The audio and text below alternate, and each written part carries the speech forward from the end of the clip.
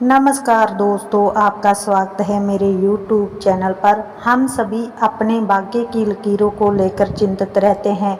कोई अपनी मेहनत का फल ना मिलने पर निराश होता है तो कोई अपनी असफलताओं का सारा दोष भाग्य पर डाल देता है। लेकिन क्या सच में भाग्य ही सब कुछ है? क्या जीवन में हमारे कर्म का कोई महत्व नहीं है? क्या हमें ये नहीं सोचना चाहिए कि हम अपने कर्मों के माध्यम से अपने भाग्य को बदलने की शक्ति नहीं रखते? आज मैं आपको एक कहानी सुनाऊंगी। आपको ये कहानी बताएगी भाग्य का लिखा कभी नहीं मिटता। ये कहानी एक गांव में रहने वाले व्यक्ति रामलाल की है, जो अपनी कड़ी मेहनत और ईमानदारी के लिए पूरे गांव में जाना जाता था। रामलाल के जीवन में मेहनत की कोई कमी नहीं थी, परंतु उसे ये लगता था कि उसका भाग्य कभी उसका साथ नहीं देता। चाहे कितनी भी मेहनत कर ले, उसे सफलता और धन की प्राप्ति कभी नहीं होती थी। रामलाल एक गरीब परिवार में हुआ था। उसके माता पिता साधारण किसान थे, जो हर रोज खेतों में कड़ी मेहनत करके अपनी आजीविका चलाते थे। रामलाल ने अपने बचपन से ही अपने माता पिता को संघर्ष करते देखा था। उनकी माँ अक्सर कहा करती थी, बेटा, मेहनत से कभी घबराना नहीं चाहिए। ईश्वर देख रहा है और सही समय पर वह हमें उसका फल जरूर देंगे। हालांकि रामलाल ने ये बात मान ली थी कि परंतु जैसे जैसे समय बीतता गया, उसके मन में ये सवाल उठने लगा कि अगर मेहनत से सब कुछ मिल जाता तो फिर उसकी किस्मत इतनी क्यों खराब है।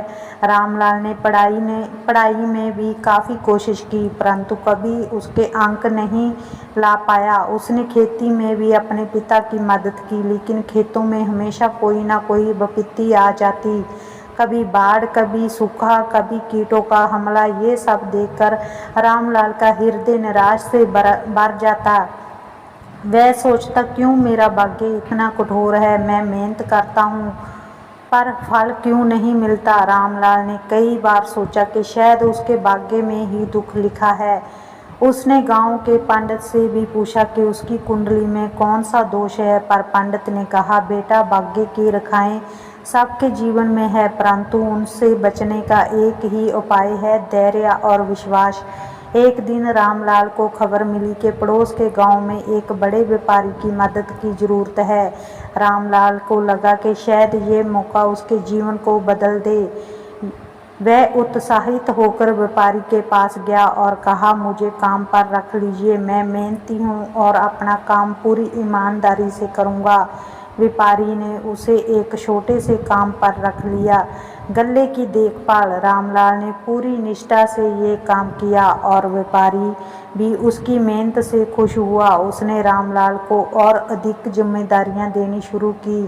धीरे धीरे रामू की स्थिति बेहतर होने लगी, उसकी कमाई भी बढ़ गई और लोग उसे सफल व्यक्ति के रूप में देखने लगे। रामलाल को लगा कि अब उसका भाग्य बदल रहा है, लेकिन एक दिन व्यापारी के व्यापार में अचानक से भारी नुकसान हो गया। व्यापारी को अपना सारा व्यापार बंद करना पड़ा और रामलाल फिर से बेरोजगार हो गया। उसके जीवन में एक बार फिर अंधकार छा गया। वह सोचने लगा, क्या सच में भाग्य का लिखा कभी नहीं मिटता? क्या मेरी सारी मेहनत बेकार है? रामलाल अपने जीवन के इस मोड़ पर बेहद निराश हो चुका था। उसे ऐसा लगता था कि जैसे उसके हर प्रयास के बावजूद भाग्य उसका साथ छल कर रहा है। एक दिन वह अपने गांव के पास स्थित एक पुराने मंदिर में बैठा सोच रहा था, आखिर क्यों मेरी मेहनत कभी रंग नहीं लाती? क्या मैं कभी अपने जीवन में खुश रह पाऊंगा? उसी समय वहां एक साधु आए। उनके चेहरे पर तेज था, आंखों में करुणा और ज्ञान का प्रकाश था। वह रामलाल के पास बैठे और उसकी चिंता भरी आंखों को देख कर बोले, बेटा, ऐसा क्यों लगता है कि तुम जीवन से हार मान चुके हो? रामलाल ने अपनी सारी व्यवस्था साधु को सुनाई। किस तरह उसने बचपन से लेकर अब तक कड़ी मेहनत की, परंतु भाग्य ने उसे कभी उसका फल नहीं दिया। साधु ने ध्यान से उसकी बातें सुनी और मुस्कुराते हुए बोले, तुम्हें लगता है कि भाग्य तुम्हारे जीवन का निर्णय करता है, परंतु सच ये है कि भाग्य और कर्म एक दूसरे के पूरक है।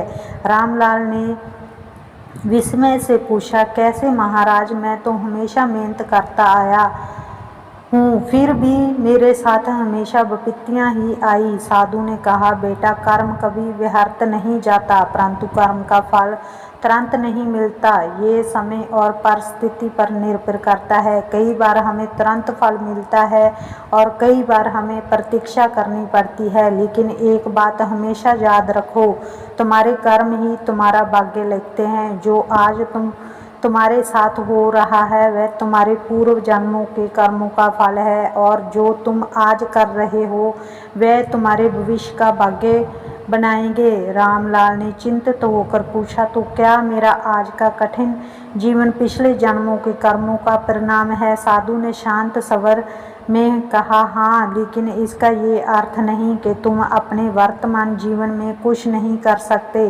तुम्हारे पास आज भी अवसर है अपने कर्मों के माध्यम से अपने भविष्य को बेहतर बनाने का।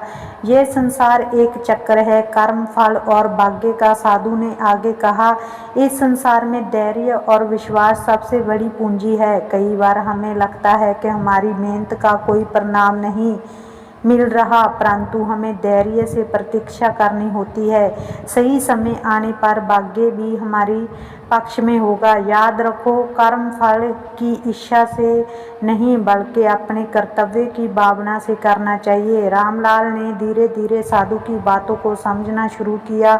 उसे ये एहसास हुआ कि केवल मेहनत ही नहीं बल्कि धैर्य और विश्वास भी महत्वपूर्ण है। साधु ने उसे बताया कि अगर वह अपने कर्मों पर ध्यान देगा और धैर्य पूर्वक प्रतीक्षा करेगा तो उसका भाग्य भी बदल सकता है। साधु की बातें सुनकर रामलाल के मन में एक नई योजना का संचार हुआ। उसने निश्चय किया कि अब वह अपनी किस्मत को नहीं दोष देगा और ना ही अपनी मेहनत का मूल्य कम समझेगा। साधु ने जाते समय उसे आशीर्वाद दिया और कहा, याद रखना बेटा, भाग्य का लिखा मिटता नहीं जा सकता, परंतु कर्म के द्वारा उसे बदला जा सकता है। रामलाल ने उस दिन से अपने जीवन में सकारात्मक परिवर्तन लाने की ठानी। वह फिर से अपनी पुरानी नौकरी की खोज में नहीं गया बल्कि अपने गांव में एक छोटा सा व्यापार शुरू किया,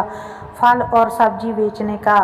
उसने सोचा कि छोटा काम ही सही, पर मेहनत से किया जाए तो एक दिन वह अवश्य फल देगा। धीरे धीरे रामलाल का छोटा व्यापार चलने लगा।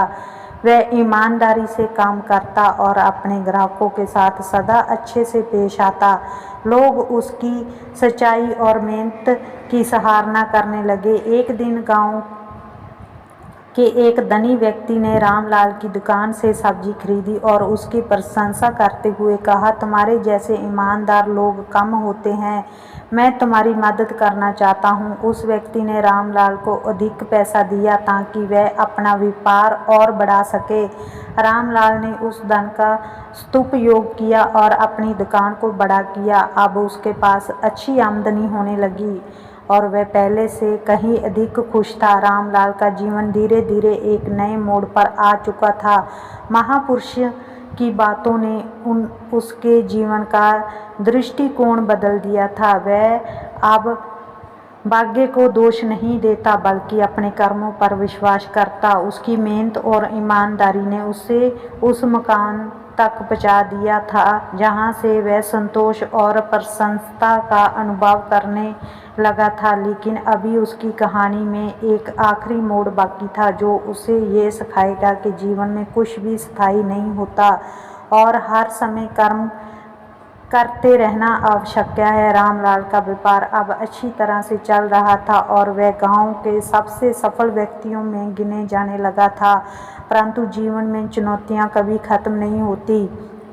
एक दिन अचानक उसके गांव में भयंकर तूफान आया जिसने पूरे गांव को तहस-नहस कर दिया। लोगों के घर टूट गए, खेत बर्बाद हो गए और रामलाल की दुकान भी पूरी तरह से नष्ट हो गई। रामलाल फिर से एक बड़े संकट में आ गया। उसका सारा धन जो उसने इतने वर्षों की मेहनत से कमाया था एक ही रात में समाप्त हो चुका था। उसके पास फिर से कुछ नहीं बचा था। गांव के लोग निराश होकर बैठे थे, लेकिन रामलाल ने इस बार हार मानने से इनकार कर दिया और उसे महापुरुष की बातों याद की।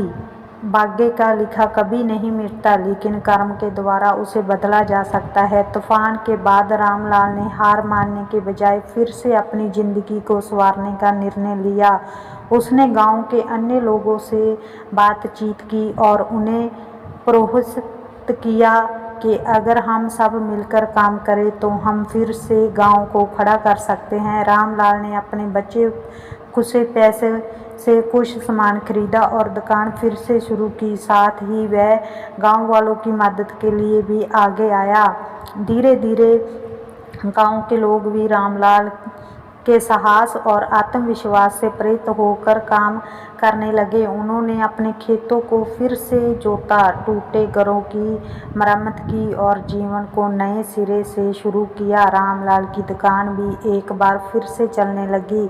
इस बार उसके पास न सिर्फ अधिक आर्थिक सफलता थी, बल्कि गांव वालों का सम्मान और विश्वास भी था। कुछ महीने बाद गांव के विकास और पूर्ण निर्माण की खबर जिले तक पहुंच गई। सरकार ने गांव के विकास के लिए रामलाल और उसकी टीम को सम्मानित किया। रामलाल ने उस पुरस्कार को पाकर महापुरुष की बातों को सच्चाई में बदलते हुए देखा। कर्म का फल हमेशा मिलता है, चाहे कितनी भी बड़ी बाधा क्यों ना आ जाए।